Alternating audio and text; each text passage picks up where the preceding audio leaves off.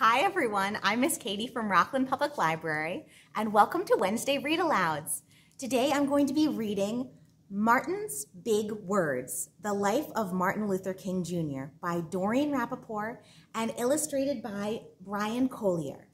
Now this is the story of this man, Martin Luther King Jr., who is a very important person in American history and in world history.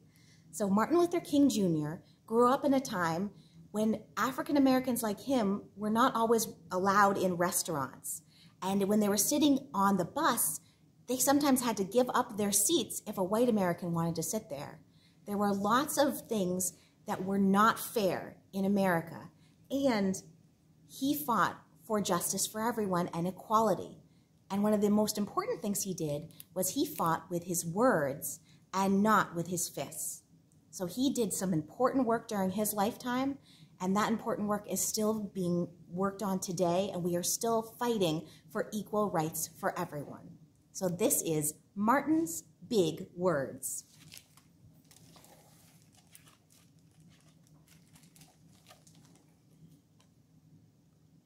Everywhere in Martin's hometown, he saw the signs, "White only."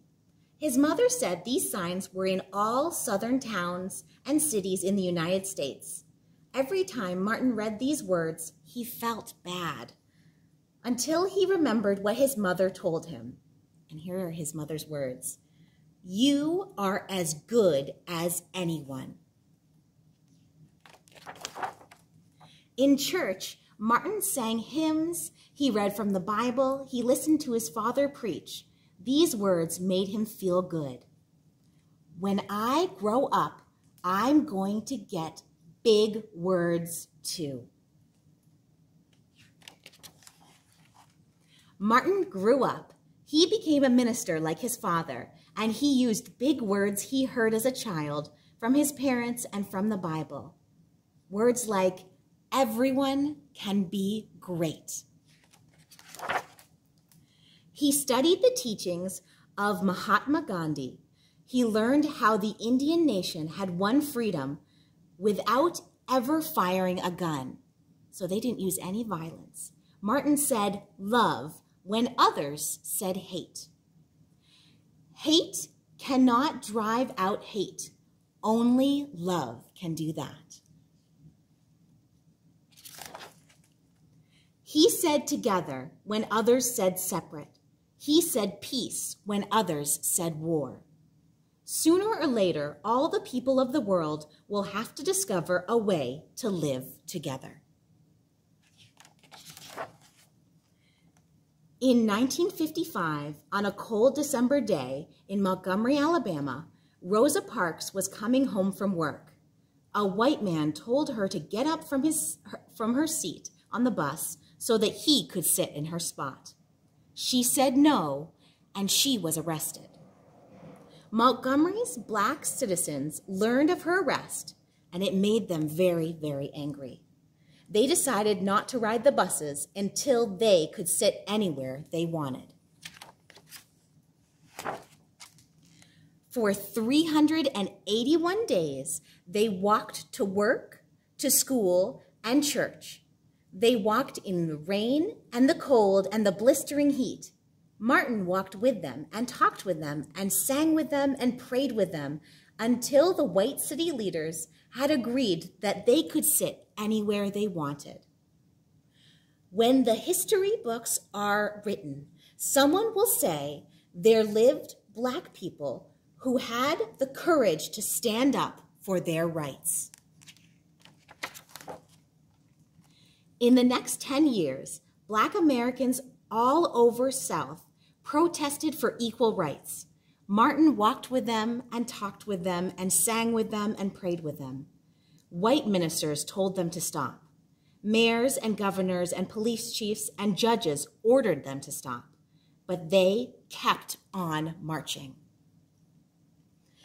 Wait. For years I have heard the word wait. We have waited more than 340 years for our rights. They were jailed and beaten and murdered, but they kept on marching. Some black Americans wanted to fight back with their fists. Martin convinced them not to by reminding them of the power of love. Love is the key to the problems of the world. Many white Southerners hated and feared Martin's words. A few threatened to kill him and his family. His house was bombed, his brother's house was bombed, but he refused to stop. Remember, if I am stopped, this movement will not be stopped, because God is in this movement.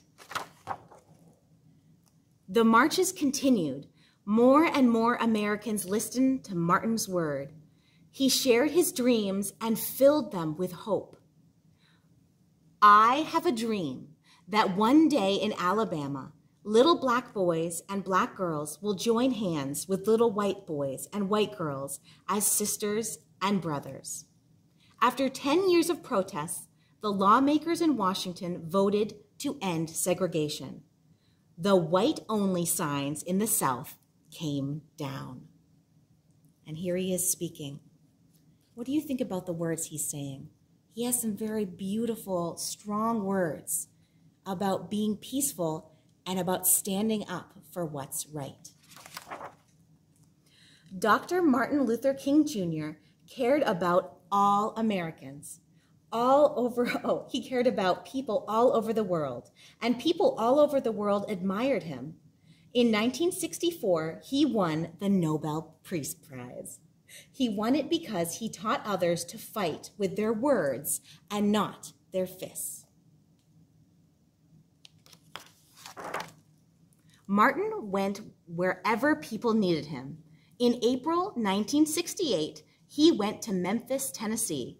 He went to help the garbage collectors who were on strike.